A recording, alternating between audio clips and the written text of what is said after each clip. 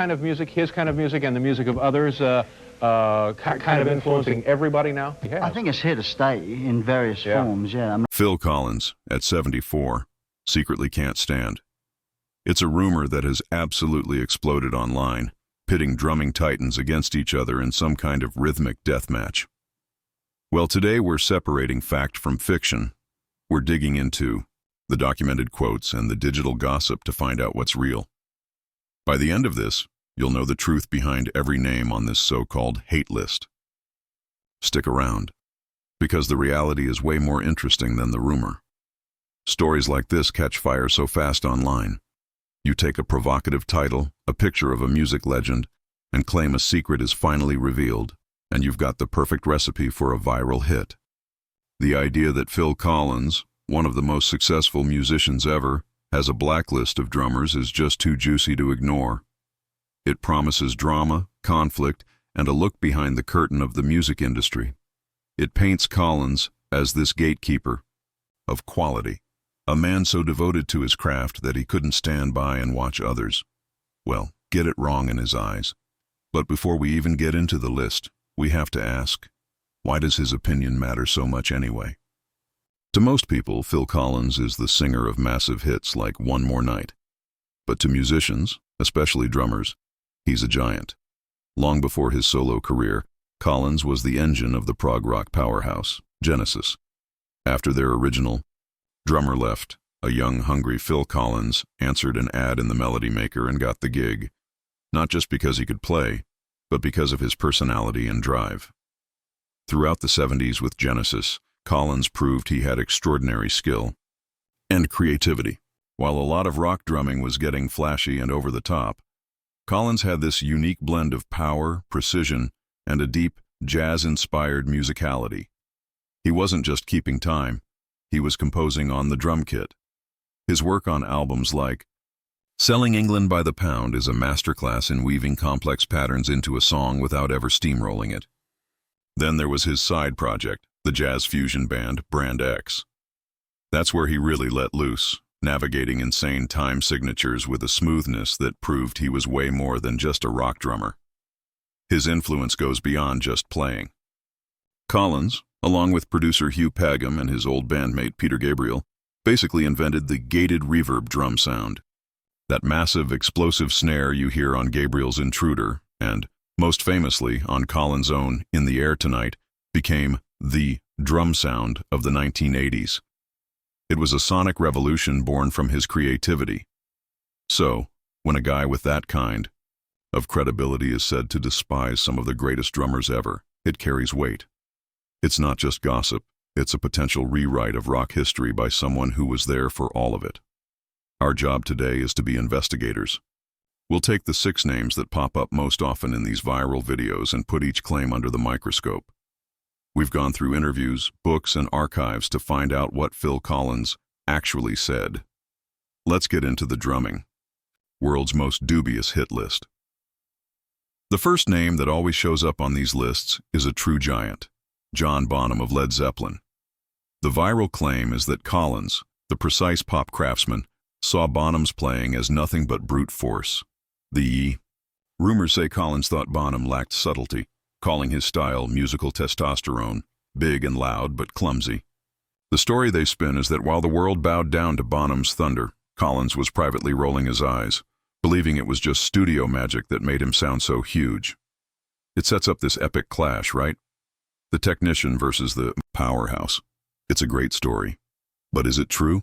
Our investigation into this claim immediately runs into a giant wall of evidence pointing in the exact opposite direction. Far from hating John Bonham, Phil Collins has repeatedly called him a major influence and one of his heroes. In a 2016 BBC 6 radio interview, Collins didn't just praise Bonham. He talked about him with the giddiness of a real fan. He remembered seeing Bonham play before Led Zeppelin with the singer Tim Rose. Collins said, "When I saw Bonham, I had never seen anything like it. He had the best bass drum of anybody I've ever seen. I became a convert there." That doesn't sound like disdain. That's pure awe. Collins even said he would follow Bonham around to catch his shows. The next time he saw him, the band was called the New Yardbirds, soon to be Led Zeppelin, and Collins described their early gigs as something to behold because nobody was doing that. So where did this rumor of bad blood come from? It seems to be a total twisting of two things, their different styles and one single awkward concert. Stylistically, they were different, sure. Bonham's power was his trademark, while Collins often had a lighter, jazz-influenced touch. Some people twisted this difference into a rivalry. The other source is the infamous Led Zeppelin reunion at Live Aid in 1985. With Bonham gone, the band used two drummers, Tony Thompson and Phil Collins, who had just flown in on the Concorde after playing his own set in London. By all accounts, the performance was a mess. Collins himself called it a deeply uncomfortable experience.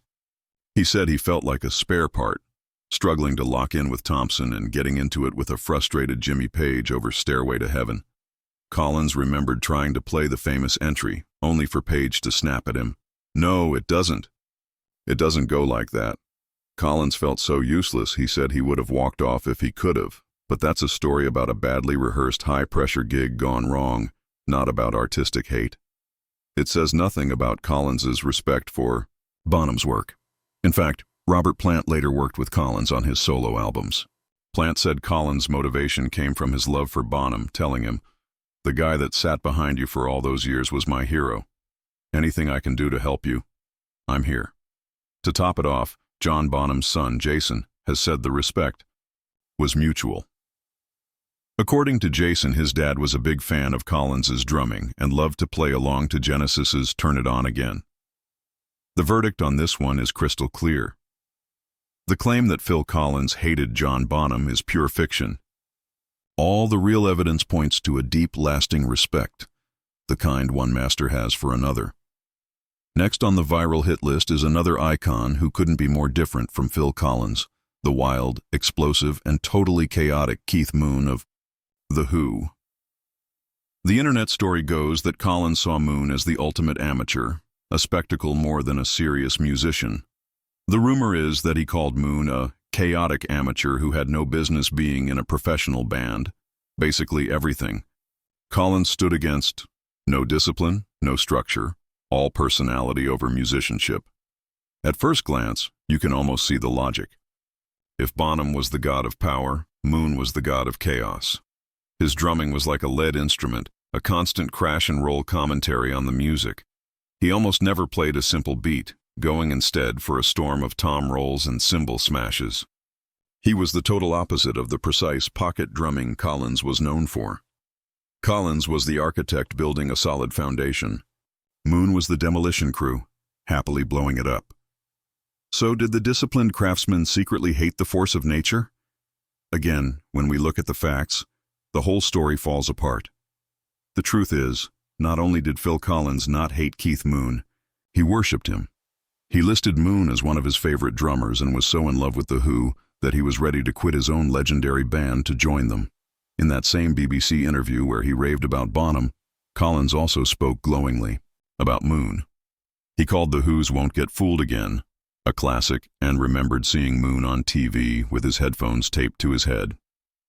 Collins noted, "The way he played, there was no orthodoxy at all, saying it not as a criticism, but with total admiration for Moon's unique style."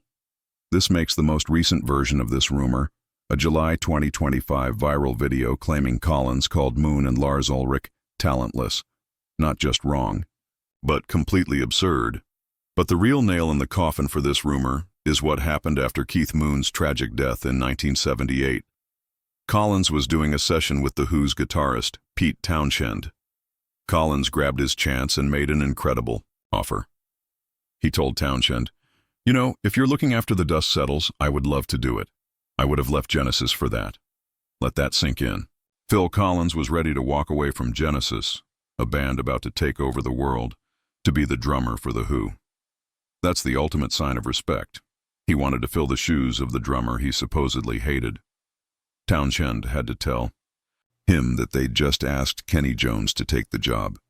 Collins later confirmed it, saying he absolutely would have joined The Who. The story of Collins and Moon isn't one of hate, it's one of deep admiration. Collins saw Moon as a revolutionary who broke all the rules and created his own style. The rumor is just a shallow take on their different styles, ignoring all the proof that Collins loved what Moon did. Number 3 on our tour of fake feuds is one of rock's first and most famously grumpy drumming pioneers, Ginger Baker of Vice Cream. The rumors here are a little vague, but they usually focus on a clash of personality and style. Baker was a famously difficult guy who said he was a jazz drummer who just happened to be in a rock band. He often looked down on other rock drummers, thinking they were just unsophisticated bashers. The story here is that Collins, the easygoing professional, would have hated Baker's hostile attitude, and musically, while both loved jazz, Baker's style was raw and primal, while Collins's was more polished and controlled. It's easy to cook up a story where these two just wouldn't get along. This claim is tougher to debunk with a glowing quote because Collins just hasn't talked about Ginger Baker that much. He doesn't come up in interviews as a major influence like Bonham or Moon do. However, a lack of evidence isn't evidence of a fight. In fact, the silence is the most compelling argument against the hate claim. Feuds with someone as loud as Ginger Baker tend to leave a trail. You hear stories, read snide remarks in interviews, but between Collins and Baker, there's nothing. No reported fights, no insults, zip. Instead, we find two guys linked by their craft. Their shared identity is as two of Britain's most important drummers, not as rivals. Collins's deep respect for jazz drummers like Buddy Rich and Tony Williams shows he valued technical skill. Ginger Baker, no matter what you thought of. His personality was an innovative and gifted player who brought jazz and African rhythms to rock music. It's far more likely that Collins respected Baker's massive talent, even if he wasn't a personal fan. The most logical conclusion is that Collins saw Baker as a talented contemporary, but not a key influence on his own playing. The hate idea seems totally made up, trying to create drama by playing on Baker's tough reputation. Without a single piece of evidence, this one has to be dismissed. We're halfway through, and so far, this hate list is a total bust.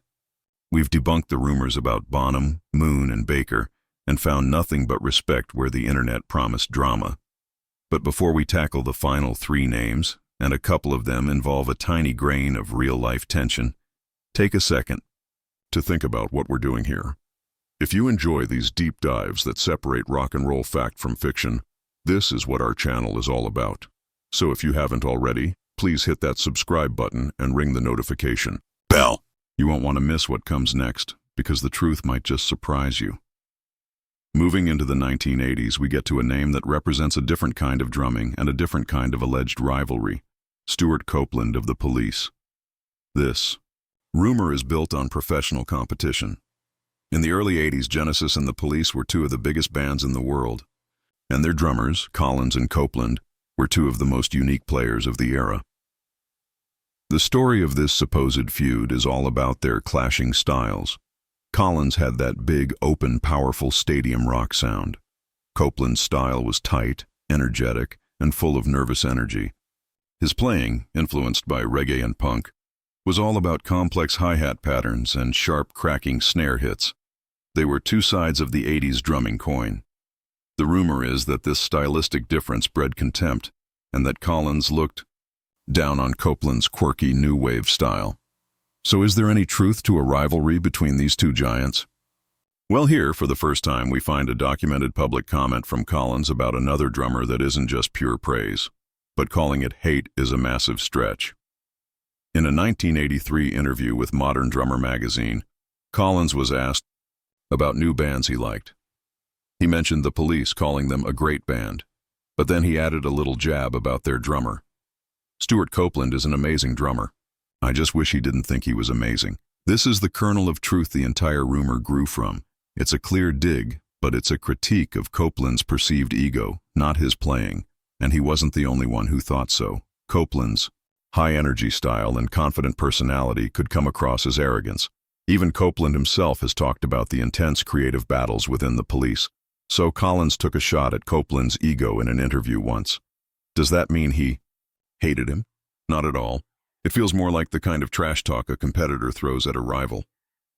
He acknowledges the talent while poking at the personality. In that same interview, Collins called Sting a lovely bloke he'd become friends with. That doesn't sound like someone who despises the whole band. Years later, the tone completely softened. By 2016, there was even talk of Collins touring with Sting, showing a clear friendship. His relationship with Copeland seems to be one of professional respect between two very different artists who were, for a short time, direct competitors. Drummers who came after them, like the great Taylor Hawkins of the Foo Fighters, cited both. Collins and Copeland as huge influences, seeing them as two pillars of modern rock drumming, not rivals. The claim that Phil Collins hated Stuart Copeland is a huge overstatement. He made one cheeky comment about his ego once, which says more about the competitive spirit of the 80s than any real animosity. The fifth name on the list is maybe the most shocking and, on the surface, the most ridiculous, the one and only Buddy. Rich. Rich is widely seen as one of, if not the greatest drummers to ever pick up a pair of sticks. He was a technical wizard with insane speed and power. The rumor, found in forums and clickbait videos, claims that Collins dismissed Rich's playing as having no heart, calling it all fireworks and ego. The story paints Collins as a feel-over technique guy, arguing that Rich's incredible displays of skill were emotionally empty. This claim is just baffling. It requires you to ignore almost everything Phil Collins has ever said about drumming. If there's one drummer Collins has praised more consistently and passionately than any other, it's Buddy Rich. In interview after interview, Collins has called Buddy Rich the greatest drummer of all time. It's not a casual compliment. It's a core part of his musical belief system. He discovered Rich's legendary 1966 album, Swingin' New Big Band, and called it an incredible piece of work that completely blew his mind. Collins knew Rich had a fiery and difficult personality, saying, "You can say what you like about Buddy. A lot of people have said bad things. But he always follows that up by saying it doesn't matter when you're talking about that level of talent." To Collins, Rich was the absolute peak of the instrument, and his admiration wasn't just talk. In the late 1990s, Collins fulfilled a lifelong dream and formed his own big band. In that project, he stepped away from the mic and sat behind the drums, playing complex jazz charts. The entire project was basically a giant tribute to Buddy Rich. He even played at the Buddy Rich Memorial Concerts, events created to honor the legacy of the man he supposedly hated. So where did this rumor even come from? It seems to be completely made up for clicks. The quote about no heart has never been sourced to any real interview. It's a classic case of projection. Other critics have made that argument against Rich, and the rumor mongers just attached the quote to Collins to create a fake controversy. The idea that Phil Collins hated Buddy Rich isn't just fiction, it's an insult to everything Collins has stood for. He didn't hate Buddy Rich, he idolized him. He saw him as the master, the benchmark for all other drummers. And that brings us to the final name, the climax of our investigation. This one is maybe the most explosive because, unlike the others, it's rooted in a real, confirmed quote from Phil Collins. The drummer is Neil Peart of Rush. Neil Peart, known as the Professor, is a god to millions of rock fans. His complex, intellectual approach to drumming set a new standard for technical playing. He was famous for his massive drum kit and his perfectly composed drum parts that were as intricate as any guitar solo. The rumor claims that Collins saw Peart as an overindulgent show-off who missed the entire point of what drumming should be about. The alleged quote that has fueled endless arguments in drumming forums is this: "Neil was an incredible technician, but where's the groove? This is the smoking gun." This is the comment that the whole Phil Collins hates drummers myth is built on. And unlike the fake quotes about Bonham and Rich, this one seems to be real. So, is this finally proof of the hate? The answer is a hard no. What it proves is how dangerous it is to take a nuanced, professional critique out of context and twist it into a personal attack. Let's break it down. Neil was an incredible technician, but where's the groove? The first part is a huge compliment. Incredible technician is high praise from a drummer like Collins. He's acknowledging Peart's insane skill. The second part, but where's the groove, isn't an insult. It's a fundamental philosophical question about drumming. It represents one of the oldest debates in music: technique versus feel. Collins comes from a school of thought, influenced by guys like Ringo Starr and Charlie Watts, where the drummer's main job is to create a deep, solid pocket, a groove that makes you want to move. Neil Peart, on the other hand, was a pioneer of a different school where the drums could be a lead voice. His parts were often less about a repeating groove and more about an evolving rhythmic story. It's a legitimate artistic disagreement, not a personal attack. It's like two master painters arguing about realism versus abstraction, and the irony here is just immense, because Neil Peart himself was a massive admirer of Phil Collins. In a 2011 article, Peart wrote about Collins's huge influence on his own playing in the 70s.